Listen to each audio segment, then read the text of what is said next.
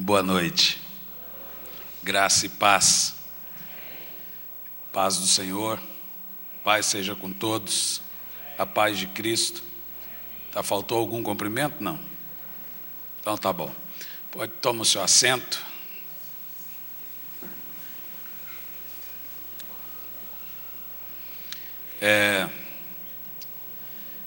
Uma grande alegria estar aqui com os irmãos mais uma vez.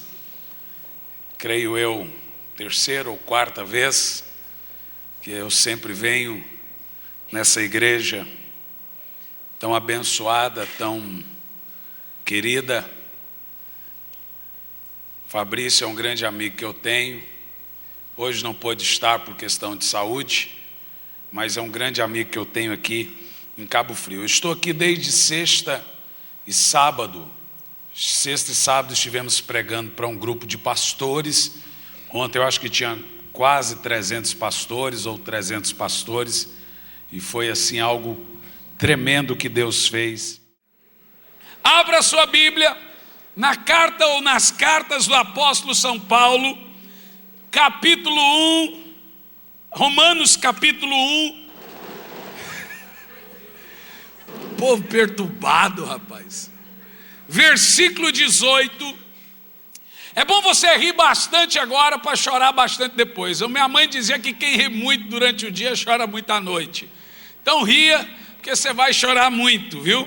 Que nós vamos chegar a Mutamba aqui hoje. Eu quero falar nessa noite sobre as 4 respostas de Deus à depravação humana. As 4 respostas de Deus à depravação humana. Nós vamos fazer uma exposição das cartas do apóstolo São Paulo, ou da carta do apóstolo São Paulo, capítulo 1 de Romanos. Nós vamos ler do versículo 18 até o versículo 32 e vamos entender e aprender um pouco sobre isso. Vamos ler a palavra de Deus? Amém? Diz assim, ó. Porque do céu se manifesta o amor de Deus sobre toda impiedade. Amém? Como é que está aí? Porque do céu se manifesta a ira de Deus sobre toda impiedade e injustiça dos homens, que detém a verdade de Deus em injustiça. 19. Porquanto que se Deus pode conhecer, neles se manifesta, porque Deus manifestou. 20. Porque as suas coisas invisíveis, desde a criação do mundo, tanto o seu eterno poder como a sua divindade se estendem, e claramente se veem para que ninguém fique, pelas coisas criadas, para que ninguém fique inculpável. 21. Porque tendo conhecido a Deus, não glorificaram como Deus, nem lhe deram graças. Antes em seus discursos se desvaneceram, e o seu coração insensato se obscureceu. E dizendo-se sábios, tornaram-se loucos. Agora vai falar da idolatria aqui, ó. E mudar a glória do Deus incorruptível, em semelhança da imagem de homem corruptível, e de aves, e de quadrúpedes, e de répteis. Pelo que também Deus os entregou às concupiscências de seus corações, à imundícia, para desonrarem seus corpos entre si. Pois mudaram a verdade de Deus em mentira, e honraram e serviram mais o homem do que o Criador do homem, que é bendito eternamente. Amém. Pelo que Deus os entregou às suas paixões infames, porque até as mulheres, falando do lesbianismo, até as mulheres mudaram o uso natural no contrário à natureza. Agora vai falar do boiolismo. E semelhante também os homens, deixando o uso natural da mulher, se inflamarem em sua sensualidade uns para com os outros, homens com homens, cometendo torpeza e recebendo em si mesmo a recompensa que convinha do seu erro. Homossexualismo é pecado. Vamos continuar o texto. No 28. E como eles não se importaram de ter conhecimento de Deus, assim Deus os entregou a um sentimento perverso para fazerem coisas que não convêm, estando cheios de toda iniquidade, prostituição, malícia, avareza, maldade, cheios de inveja, homicídio, contenda, engano, malignidade, sendo murmuradores, detratadores, aborrecedores de Deus, injuriadores, soberbos, presunçosos, inventores de males, desobedientes aos pais e mães, nécios, infiéis nos contratos, sem afeição natural, irreconciliáveis e sem misericórdia. Os quais, conhecendo a justiça de Deus, que são dignos de morte quem faz tudo isso, essa pequena lista, não somente quem faz, mas quem consente e não confronta quem faz, também é digno de morte. Vamos orar a Deus. Senhor Deus, fale conosco agora, que não seja eu quem fale, mas que seja o Teu Espírito Santo. Esconda-me atrás de Ti, Pai. Pai, que seja uma noite de salvação, de transformação, de arrependimento, de transformação em cada coração, em cada vida, em nome de Jesus. Amém. E graças a Deus. Meus queridos irmãos, o que é ter ou ser uma pessoa depravada? Quando nós entendemos ou quando nós ouvimos de depravação, ou quando nós ouvimos de pessoas serem depravadas, logo vem na nossa mente o tarado sexual. O homem que tem problemas de impulsos ou de impulsos incontroláveis sexualmente falando. Mas biblicamente falando, o que é ser ou o que é ter depravação, o que é ser depravado? Biblicamente falando, depravação não está somente ou altamente ligado ao pecado sexual ou pecado moral. A Bíblia vai fazer uma lista de uma raça, de um homem, de um ser humano ser completamente depravado. Então, no versículo 26, os sintomas começam a ser usados, e ele vai mostrar aqui que dentro dos sintomas da depravação está a idolatria, dentro dos sintomas da depravação está o homossexualismo, dentro dos sintomas da depravação está a malícia, avareza, maldade, inveja, homicídio, contenda, engano, malignidade. Não é só uma coisa ligada ao pecado de ordem sexual ou de ordem moral, ou ligada apenas ao homem, que a gente é camarada depravado, como as pessoas dizem por aí. Então, a título de introdução, nós vamos falar o que é ser uma pessoa depravada, e depois qual é a resposta de Deus a esse tipo de pessoa e a esse tipo de situação. Primeiro, sintoma de uma pessoa depravada, de um homem ou uma mulher depravada: mente e coração depravados. Diga isso: mente e coração depravados. A Bíblia Sagrada fala no versículo 29 do capítulo 1, na nossa exposição, diz assim, e ela fala os sintomas: iniquidade, prostituição, malícia, avareza, maldade, inveja, homicídio, contenda, engano e malignidade. Dentro dessa lista, você observa que essas coisas começam na mente do indivíduo. E nesse exato momento você deve estar me perguntando: mas pastor, aí foi falado, aí foi mencionado sobre prostituição e assassinato. E aí o senhor está falando sobre ter uma mente e um coração depravado. Mas prostituição e assassinato são pecados de atos. Nenhum pecado é um pecado de ato. Todo pecado começa na mente. O pecado primeiro é incubado na mente e depois leva o homem a praticá-lo. Todo pecado começa na mente do indivíduo. Veja o que o Senhor fala sobre a prostituição e sobre o assassinato. Por exemplo, Mateus 5, 21 ao 22, o Senhor Jesus diz assim, ouvistes o que foi dito aos antigos: não matarás. Aquele que matar será culpado perante o juiz. O Senhor está dizendo que no Velho Testamento, assassinato é tirar a vida de uma pessoa. Mas ele vem e diz assim: eu agora vos trago um novo mandamento. E ele diz assim: eu vos digo agora que aquele que odiar o seu irmão já o matou, é assassino dele. Observa isso.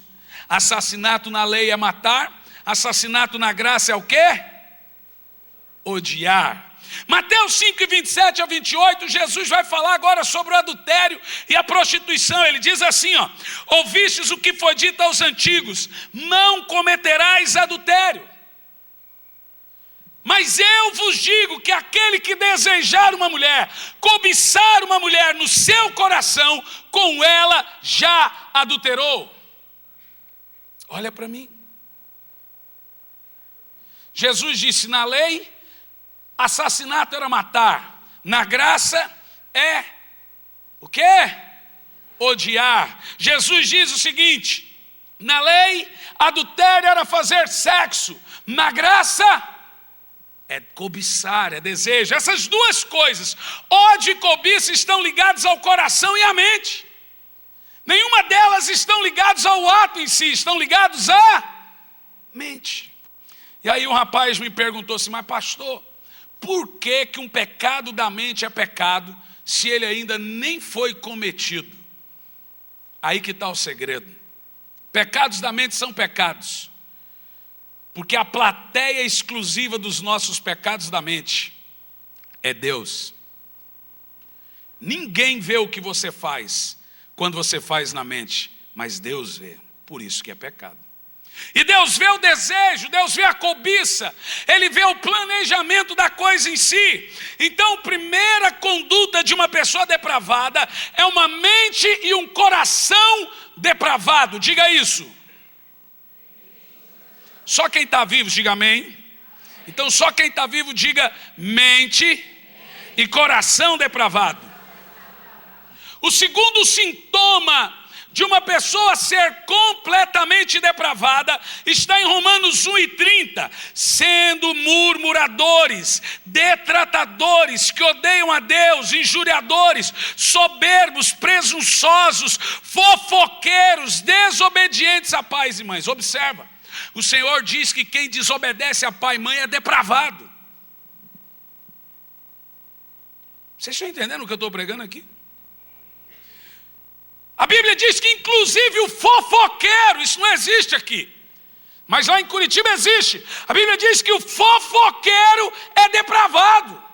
Você sabe, o fofoqueiro é aquele que tem dom de língua, língua grande. Você conhece alguém? Não responda. A Bíblia diz que um ateu, odiosos que odeiam a Deus, são depravados. Aqui está a lista. Então, o segundo sintoma de uma depravação completa é uma conduta depravada. Diga isso. Diz mais alto. E aqui está o que nós podemos ver. Romanos 1:31 vai falar então do terceiro sintoma de uma pessoa ser depravada. Aí diz aqui, isso não existe aqui, dizer nécios, infiéis nos contratos, claro que não tem isso aqui. Sem afeição natural, irreconciliáveis e sem misericórdia. Isso aqui é o terceiro sintoma, um caráter depravado. Diga isso. Agora deixa eu te dar uma explicação sobre caráter e sobre reputação.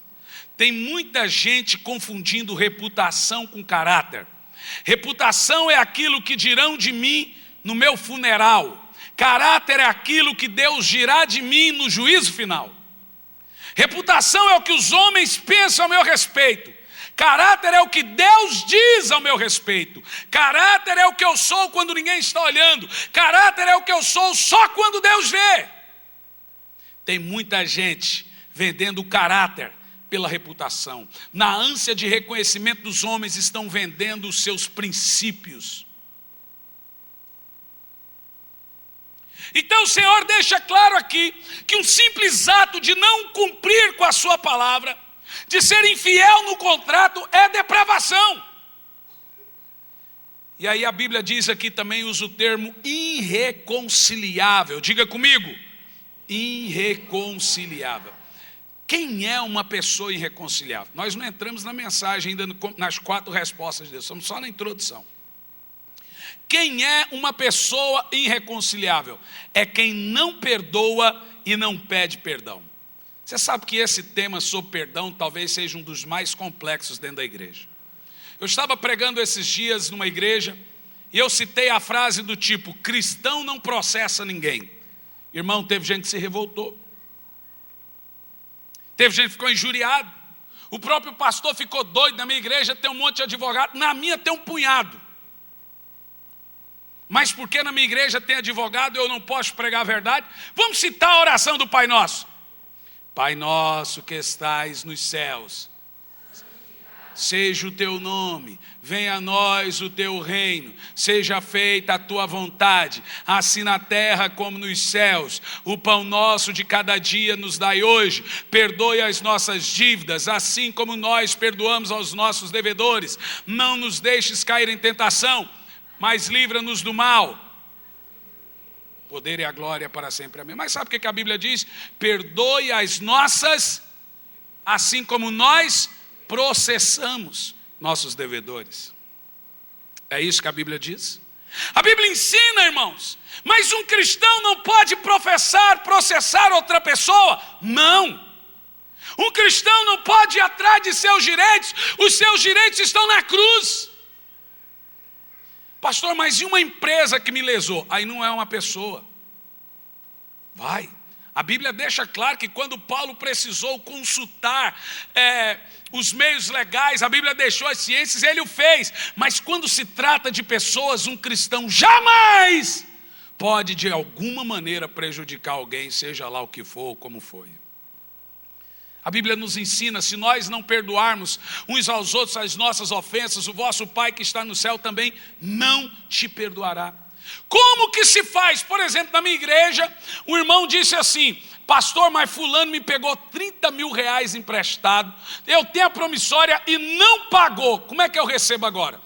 A Bíblia nos ensina a formar um júri especial dentro da igreja, tendo o pastor de juiz, leva perante a congregação, ela fala assim, será que não tem alguém dentro da igreja que não é capaz de julgar a causa dos irmãos? A Bíblia condena severamente essa atitude de cristão contra cristão em causa comum, em júri comum. Então se faz esse júri dentro da igreja, eu falo, irmão, você vai pagar ela em quantas vezes? E ali o pastor está dando uma do juiz do povo. É assim que se faz dentro de uma igreja. Perdoai as nossas ofensas, assim como nós processamos. Essa palavra nunca existiu no cristianismo, irmão. Eu acho válido. Eu tenho uma causa na justiça de 500 mil reais. Eu comprei um terreno para a igreja, a imobiliária pegou 100 mil e vendeu o terreno para outro. E aí está há 5 anos, né? Ganhamos já a terceira. Não é uma pessoa, é uma empresa que lesou, era dinheiro de dízimo e oferta. Não estou me referindo a isso. Eu estou falando, se você tem problema com o irmão, em vez de você ir numa causa comum contra ele, procure o pastor, vão se acertar, tem que haver perdão, tem que haver conserto, não processo. A Bíblia condena esse tipo de atitude entre os irmãos. Diga amém. Está bem esclarecido? Não vai ter advogado aqui que não vai vir amanhã? Porque os advogados ficam doidos quando eu falo isso. Ó, irmão, fazer o quê? Então os médicos deveriam ficar doidos, porque daqui um pouco eu vou orar dizendo que Jesus é o médico dos médicos. Como é que faz isso? Jesus é o Senhor que cura e tira a doença por completo. E aí? Perdão é tirar a mão do pescoço quando você tinha direito de enforcar. Perdão é a maior renúncia do cristianismo. Uma pessoa só vai saber o que é perdão de verdade quando ela tiver que perdoar. Até então só será uma história bonita. Perdão não é fácil. Na realidade, perdão é tão difícil que chega a ser impossível. Alguém me diz, pastor, eu não consigo perdoar. Ninguém consegue. Nós o fazemos com a ajuda do Espírito Santo. Perdão é uma obra de Deus agindo em nós. Aí eu estava pregando e uma irmã disse: o senhor está me dizendo que aquele indivíduo que matou meu filho, se ele aceitar Jesus, ele é perdoado? É isso? Eu disse: é.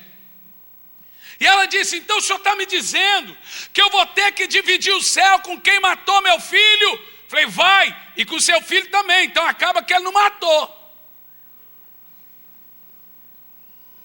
Não, o senhor está me dizendo que eu vou ter que ir para o céu e encontrar o assassino do meu filho lá no céu? Não, minha senhora, eu não estou dizendo isso. Ela: ainda bem, eu estou dizendo que a senhora não vai. Porque a Bíblia diz que se não perdoarmos os pecados uns dos outros, o vosso Pai que está no céu também não lhe perdoará. Então o perdão, ele interfere diretamente na salvação da sua alma. A Bíblia é tão séria quanto ao perdão, que ela diz: conserta-te com teu adversário enquanto os dois estão vivos, porque se um morrer, nunca mais haverá conserto. Quer dizer, a história não termina quando entre duas pessoas que têm problema, uma delas morre. Você corre o risco, irmão, de perder sua alma, porque alguém que você tinha problema com ele morreu antes de você. É isso que Jesus diz. Vocês estão bem? Vocês estão aí? Irreconciliação é um pecado anticristão. É um pecado mortal no cristianismo. Ai, pastor, mas me feriram. Você fez muito mais com Jesus, com seus pecados. Você já parou para pensar que o céu foi inaugurado com um paraíso? Amém? Você já parou para pensar que quem inaugurou o paraíso foi um ladrão? Quase toda a Bíblia inteira, quase toda a Bíblia foi escrita por 3 assassinos. Olha isso, gente. Que evangelho nós estamos vivendo? Moisés matou um egípcio, escreveu boa parte da Bíblia. Davi, você sabe, José se livrou da patifona na casa de Potifar. Davi não conseguiu se livrar de Betseba. E Davi, então, todo mundo quando viaja, chega em casa, quer dormir com a sua mulher. Urias não pôde, porque Davi tinha feito isso no lugar dele. Davi, meus irmãos, é uma vergonha, não serviria para ser pastor da sua igreja. Mas o Senhor perdoou Davi, Davi se arrependeu, e ele foi salvo e escreveu boa parte da Bíblia. E Paulo, assassino de crente, de irmão, se arrependeu, caiu do cavalo, ficou cego, foi curado e se tornou o maior pregador de todos os tempos. Se não fosse ele, nós não estaríamos aqui hoje cultuando ao Senhor. O perdão é lindo quando alguém é perdoado, mas às vezes quando necessitamos perdoar, não achamos esse ponto tão bonito. A Bíblia diz que o fato de não perdoar e não pedir perdão é um índice terrível de depravação. O Senhor chama de depravado quem não perdoa e não pede perdão. A palavra para quem não perdoa e não pede perdão é irreconciliável. Cabe dos dois lados. E olha o que o Senhor diz: quem tem esses índices, os quais, conhecendo a justiça de Deus, que são dignos de morte quem tais coisas praticam, não somente quem faz, mas quem se cala, quem consente diante daqueles que fazem. É a mornidão, é o pau quebrando aí na idolatria e todo mundo calado, um blackout.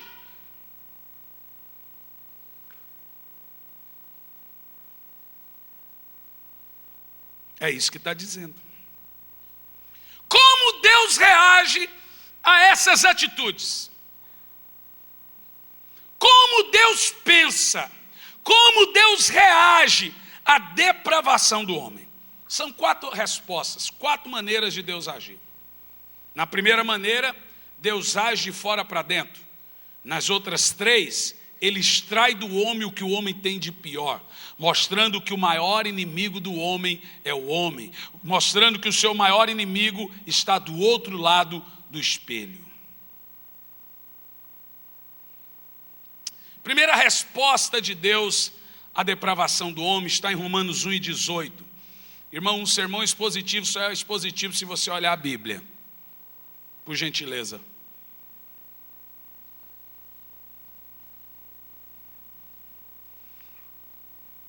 Eu acho muito bacana os multimídias. Lá na minha igreja eu tenho. Mas eu mandei desligar todos os multimídias na hora da mensagem, que minha igreja é muito nova, que os irmãos já não sabiam mais manusear a Bíblia.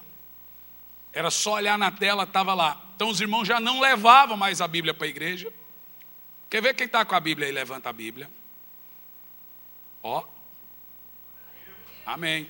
Quantos estão sem Bíblia? Levanta a mão bem alto. Lá em Simão. As duas mãos. Olha aí. Muita gente. Não, pastor, eu tenho a Bíblia no celular, no iPad. É a Bíblia, então liga a sua Bíblia.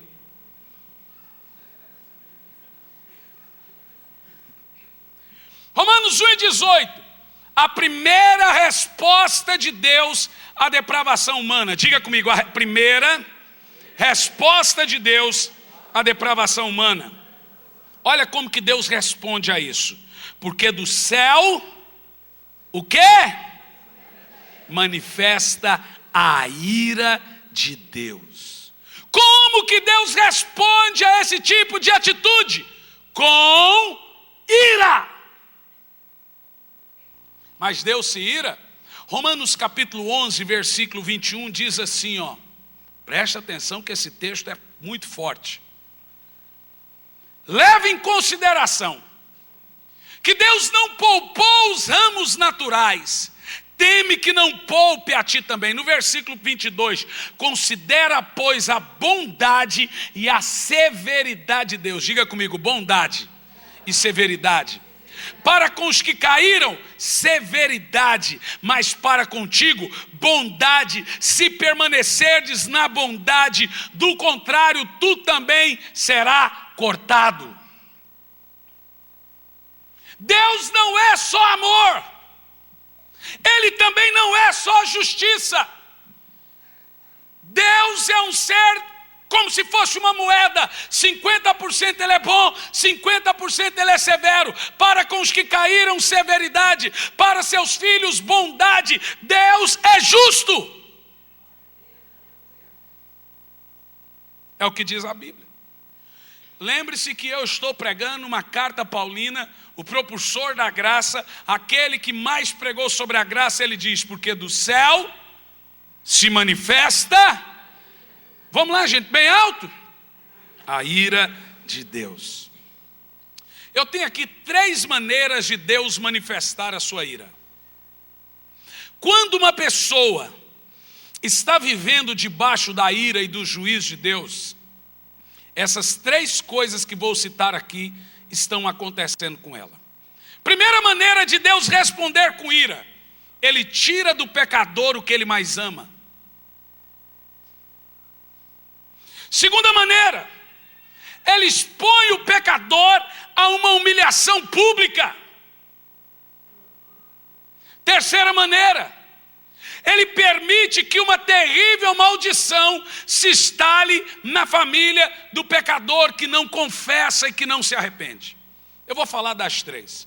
A primeira maneira, tira do pecador o que ele mais ama. E eu vou citar, como vocês já souberam, a história do rei Davi. Davi, ele foi um grande exemplo de bom e de mal e de no que se deve ser feito. De pai, foi o pior de todos.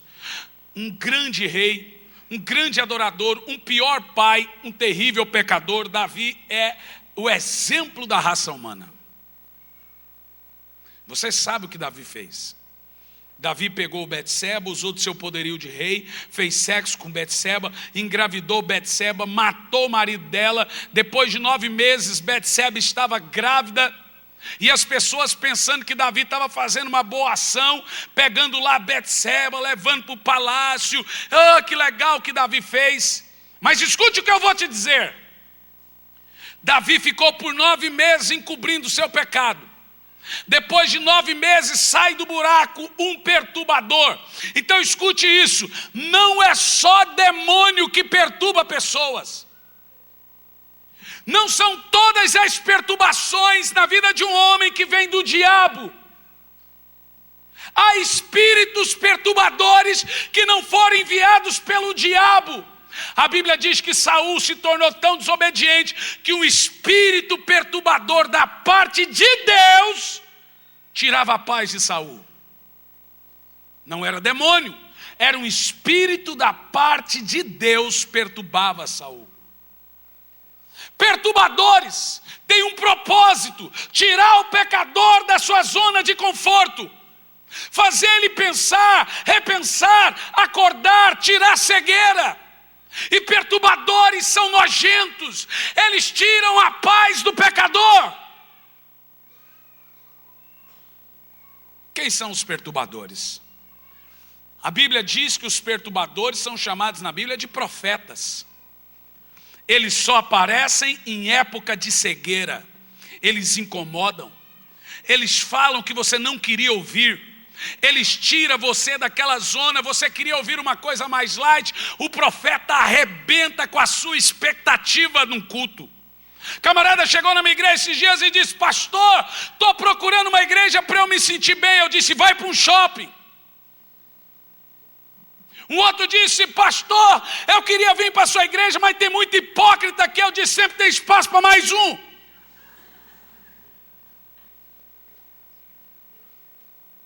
E sabe de uma coisa?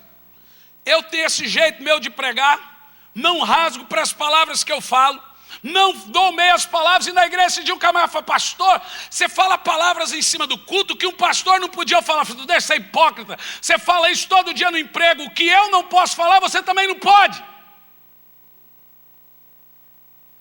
Você fala e o pastor não pode. Ah, bonito. Irmãos, entenda a palavra de Deus. Então Deus começa a tratar com Davi. Deus começa a punir Davi. Sai do buraco depois de 9 meses o profeta, o perturbador. Davi estava de boa na lagoa, tranquilo como esquilo. Davi estava calmo. Então sai o profeta do buraco e começa a incomodar Davi. Tira a paz de Davi. Irmão, deixa eu te falar uma coisa. Essa nação está precisando de perturbadores. Perguntar para Elias: tu és o que da nação de Israel? Tu és o perturbador da nação de Israel? Elias falou: sou mesmo. Precisamos de pessoas que incomodem a nossa espiritualidade, que confrontem a nossa certeza da salvação. Um pregador que não confrontar a certeza da sua salvação corre o risco de não vê-lo salvo. O evangelho não é essa coisa socialzinha que estamos vendo por aí. Nós trilhamos em estradas banhadas de sangue. Eu quero dizer uma coisa para você: isso aqui não é uma loja maçônica, isso aqui não é um chá de bebê, isso aqui não é um casamento, isso aqui não é um lugar de encontros, isso aqui não é um lugar de conforto, isso aqui não é um lugar de se sentir bem, isso aqui é a casa de oração, um lugar que lágrimas têm que ser derramadas, pecados têm que ser confrontados. O Senhor fala com sua igreja hoje.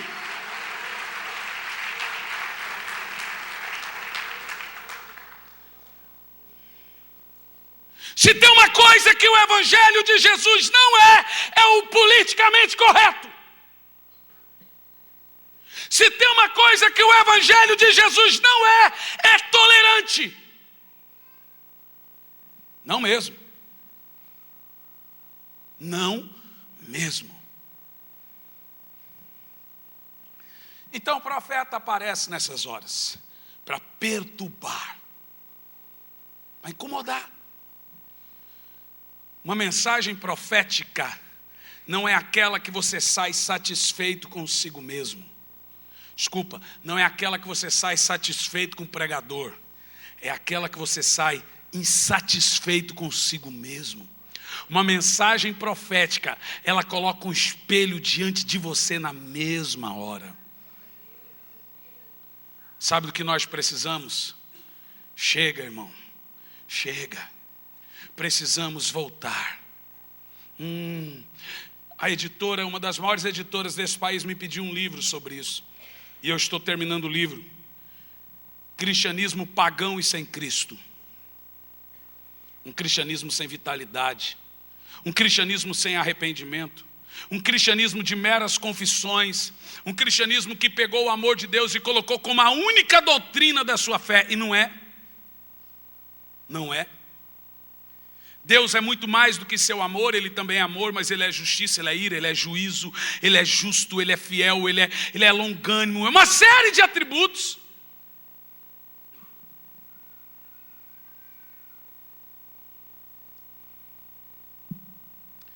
Uma geração inteira morre quando um profeta é mudo e não vê. Quando profetas se calam, gerações perecem. Morrem. Então Deus começa a tratar Davi.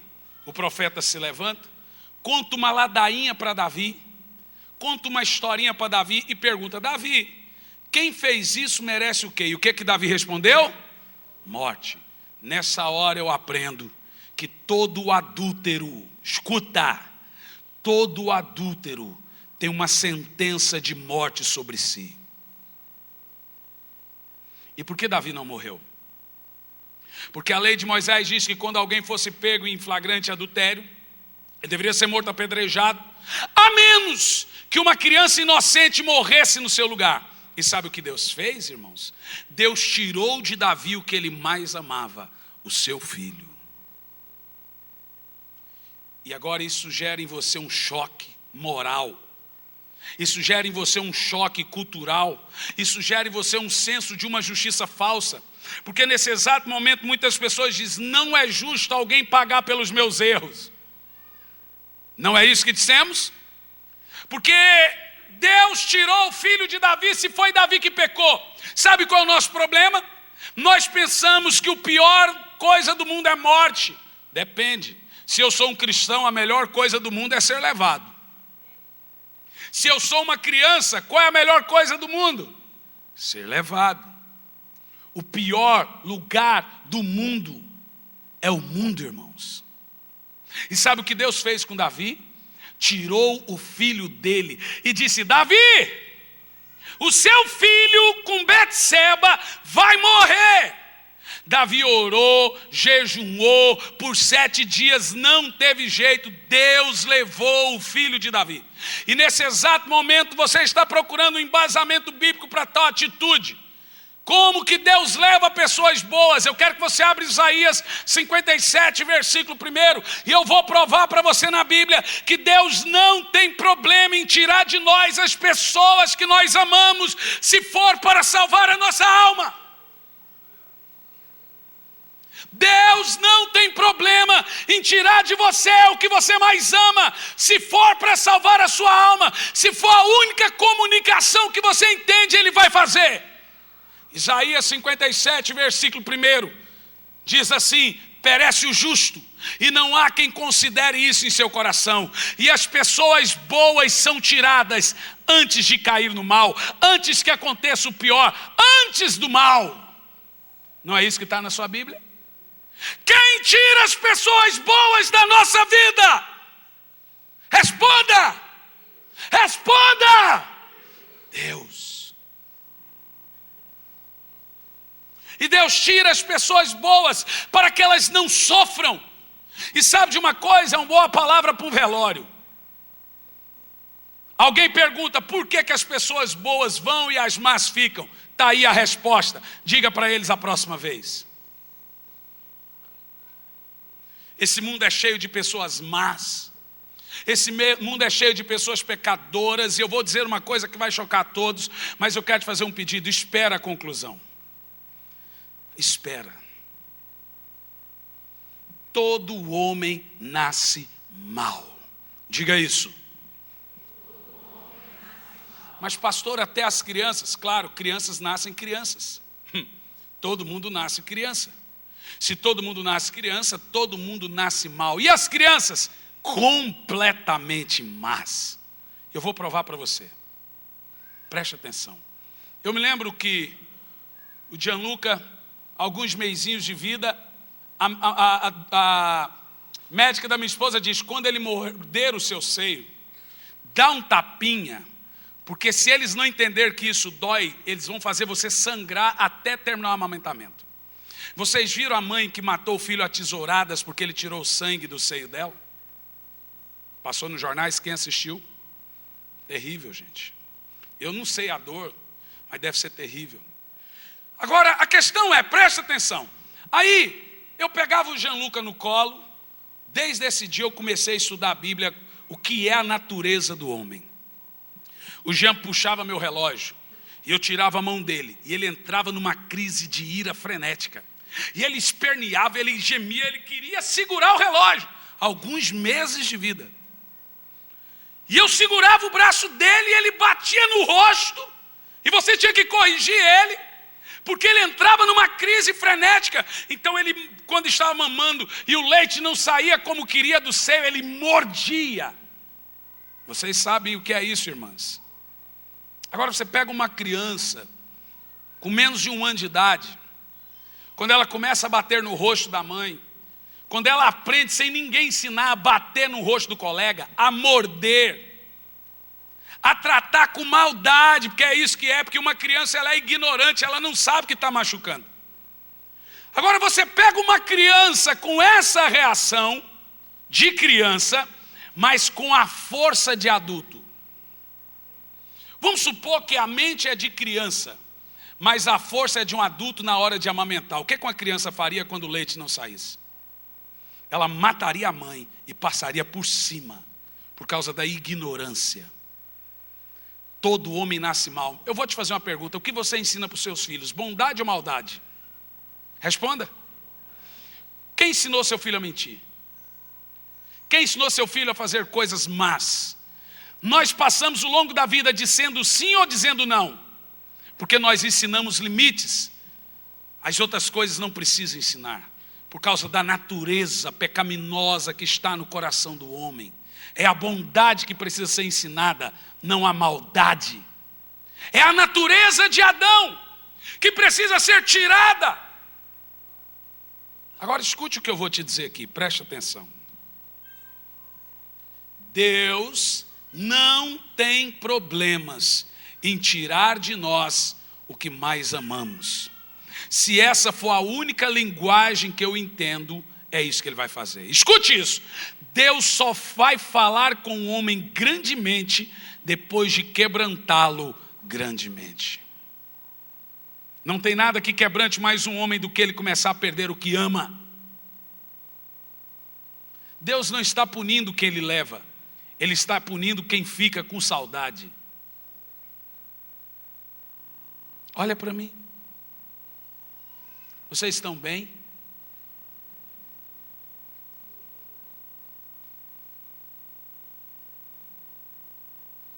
Isso porque teve gente que antes de eu começar a pregar, saiu porque pensou que eu estava brincando muito.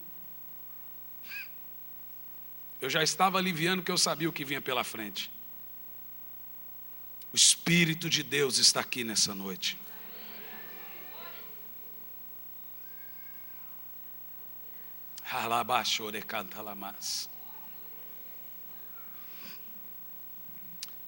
A segunda coisa que Deus vai fazer quando uma pessoa está debaixo da ira de Deus, eu queria muito ficar na primeira, mas eu estou só na primeira resposta de Deus, é expor um pecador a humilhações públicas. Lembre-se, Deus tirou de Davi o que ele mais amava, e Davi era um homem segundo o coração de Deus. Não chegamos a esse ponto, irmãos. Quem está entendendo, diga amém. E lembre-se que a minha exposição é do Novo Testamento, é da graça. Eu quero que você entenda que foi na graça que um casal de diáconos morreram porque mentiram ao Espírito Santo. Nós estamos equivocados.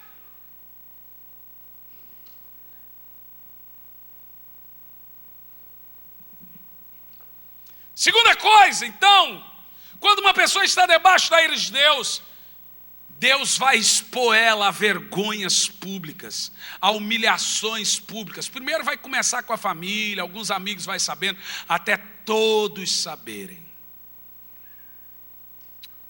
Isso é bíblico. Tudo que fazemos em oculto, diz a palavra de Deus, será revelado dos telhados. Eu quero te fazer uma pergunta, eu quero que você me ajude nessa exposição. Olha para mim. Quando eu lhe perguntar, eu quero que você cite nome, dê exemplos de espíritos que abatem grandes ministérios. Me dê um exemplo de um espírito que abate grandes ministérios aí. Vai lá, cita aí. Me ajuda aí, gente. Prostituição,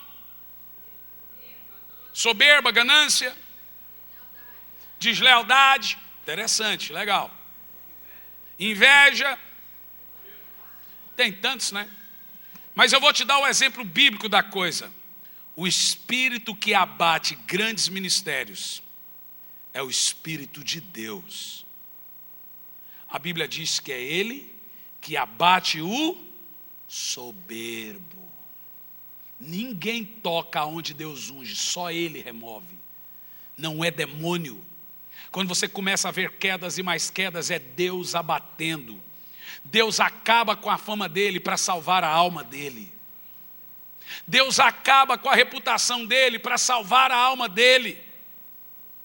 Então a Bíblia diz que tudo que fazemos em oculto é revelado dos telhados, minha igreja. Presta atenção. Davi, as pessoas gritavam: adúltero, assassino. Toda a nação gritava o pecado de Davi. Imagina se fosse hoje, na época dos infernautas e blogueiros. A história de Davi e Betsebe estaria no inferninho chamado Facebook. Estaria ou não estaria? Graças a Deus, Davi não pegou essa época. Deu sorte. Nessa época que as pessoas acham que todo mundo tem uma procuração de Deus para criticar e falar de todos. Mas observa como Deus começou a esmiuçar Davi. Levou o filho dele, agora Davi é humilhado, envergonhado publicamente, ao ponto dele fugir da cidade de Jerusalém, e as pessoas jogando pedra nele, e ele caladinho, porque ele sabia que pecou, adúltero, assassino. Essa mulher aí, ó, se acolheu porque foi você que engravidou ela, você matou o marido dela, e a nação inteira gritava para o rei isso. Foi Deus que fez isso, não foi o diabo. É Deus que humilha o homem. É Deus que expõe ele, não é o diabo. O diabo quer que as coisas fiquem escuras, mas Deus traz à luz tudo que está escondido. Pode durar 1 ano, 10 anos, 50 anos, Deus vai explodir o que estava escondido.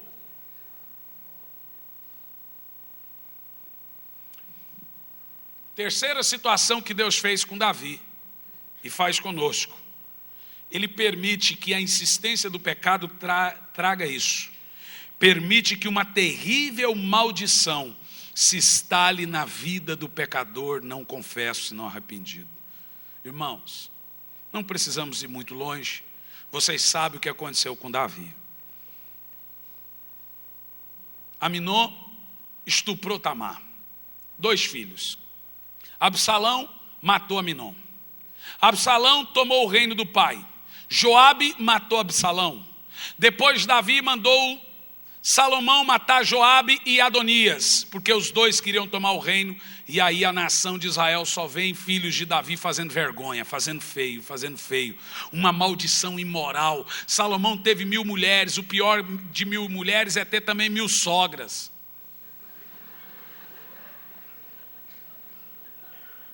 E sabe, eu vou te dizer uma coisa, porque eu vejo essas pessoas dizendo, mas Deus permitiu nada. Salomão teve 1000 mulheres a contragosto de Deus.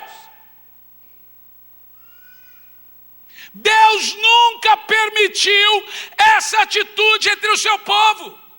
Salomão era ecumênico, ele tinha muitos altares a vários deuses, político. Vergonha. E tudo isso começou com o pecado de quem? Davi. E sabe por que essas coisas aconteceram? Não foi simplesmente porque Davi pecou, foi porque ele escondeu o pecado. Agora escute o que eu vou dizer. O juízo de Deus não vem sobre quem pecou. O juízo de Deus vem sobre quem esconde o pecado, sobre quem encoberta. Davi ficou 9 meses vivendo uma mentira, e isso Deus não admitiu.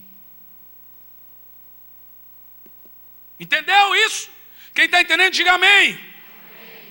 Eu vou partir para o próximo ponto. Queria muito ficar nesse.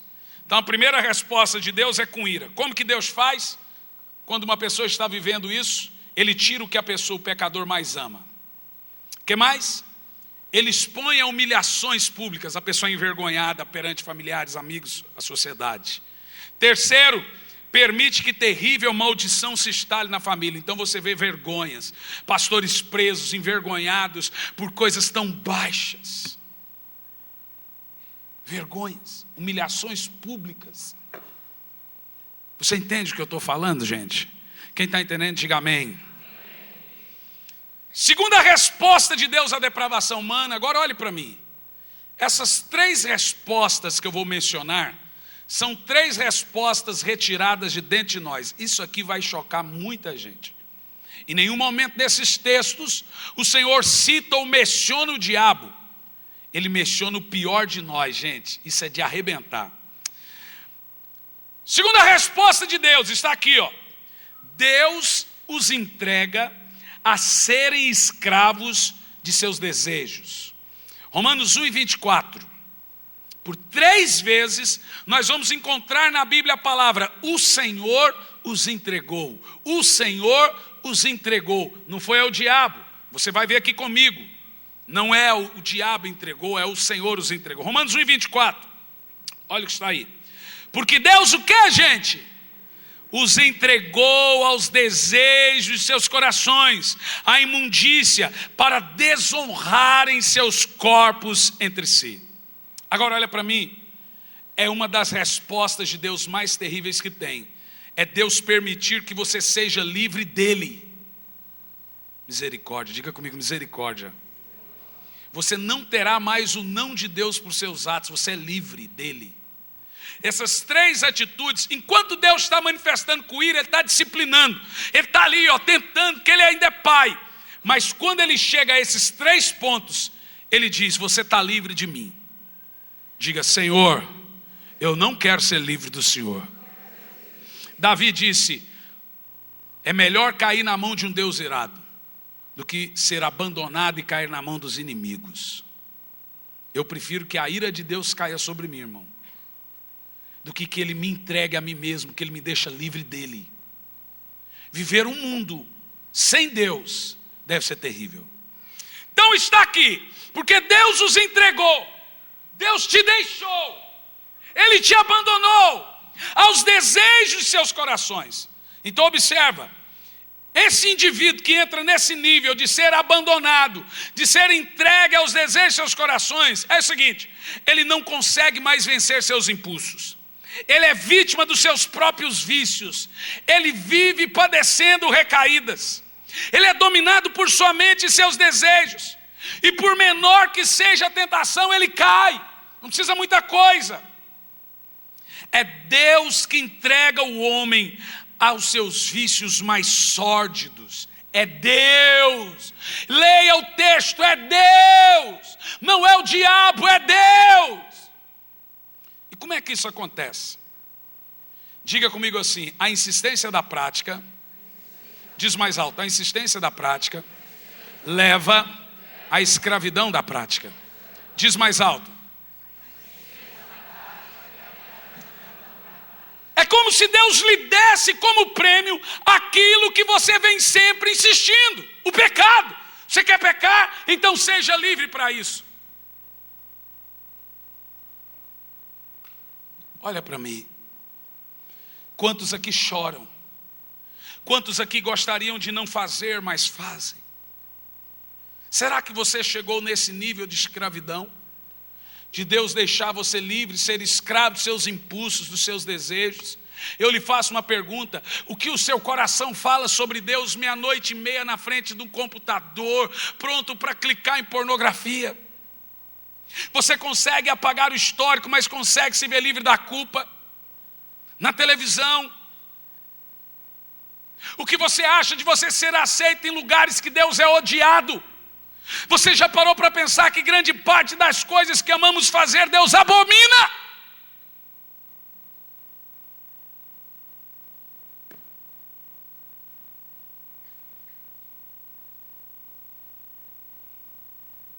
Então Deus dá um prêmio para esse tipo de gente.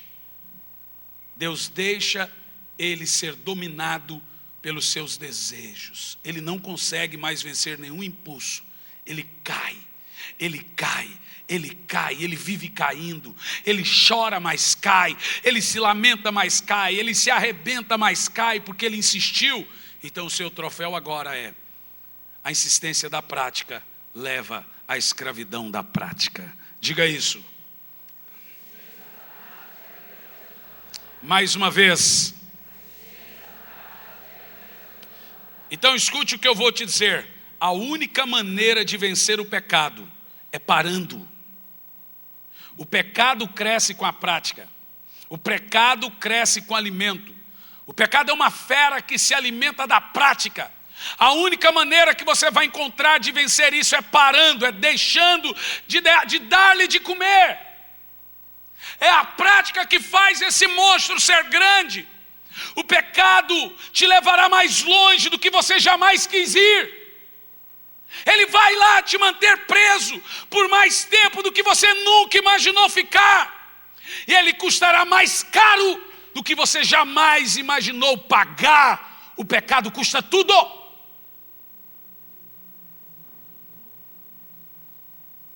Vença o pecado, o seu pecado, ou pereça.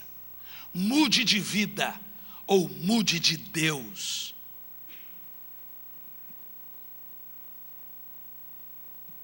Espero que vocês estejam bem.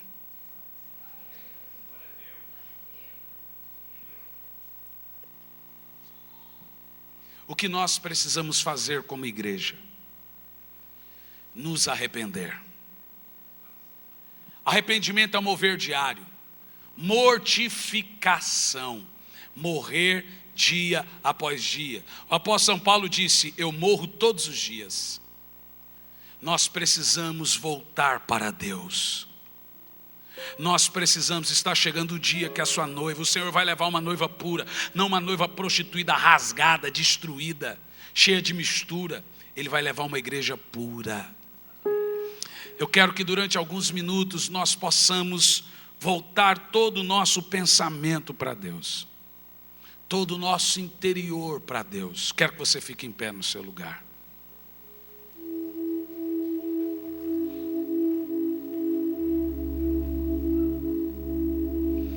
Eu quero que você feche seus olhos.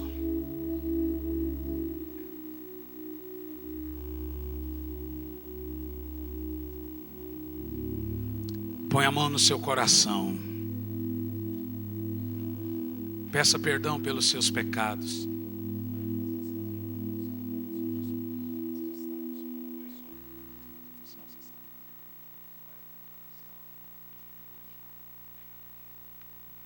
Eu quero que durante alguns minutos você levante as suas mãos, com uma no coração e a outra levantada, e ofereça o seu coração para Deus. Ofereça suas lágrimas. Ofereça a sua alma. Onde o Espírito de Deus está, eu sou livre.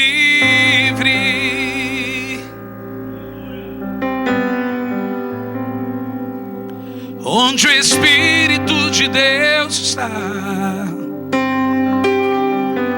eu sou livre.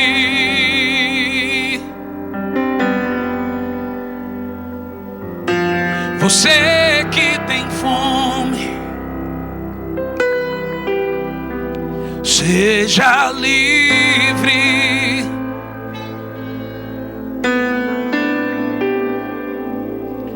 Você que tem sede, seja livre.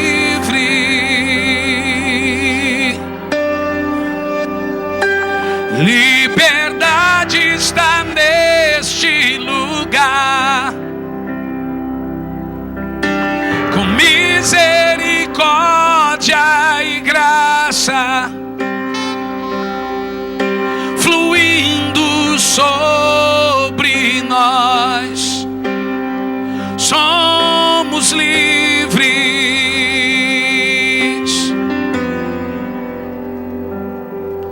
Jesus reina neste lugar, com misericórdia e graça fluindo sobre nós. Somos livres